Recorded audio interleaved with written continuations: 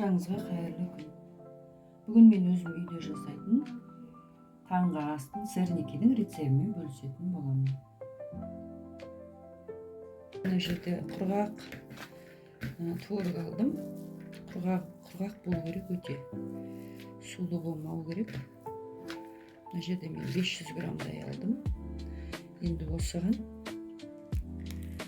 жұмыртқаларыңыз кішкентай болса, екеу салыңыздар. Ірі болса, біреу салсаңыздар да жетеді. Мен мына жерде жұмыртқам кішкентай болғаннан кейін екеу салып тұрмын. Бір қасық қант қосамын.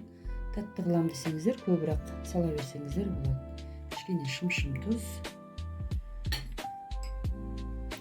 Ұн саламын.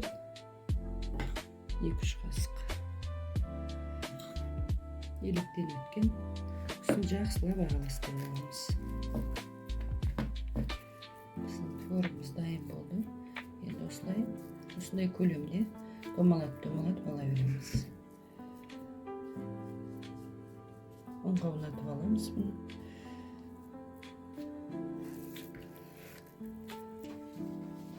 Осындай домалақтап аламыз.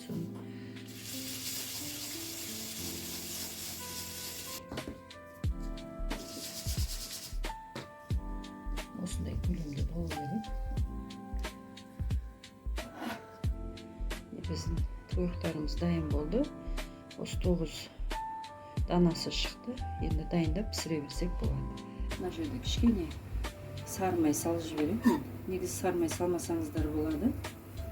Сары май менен кішкене сұйық май құямыз. Сұйық майға пісірген жақсы негізі. Бая отқа қоямыз бұны.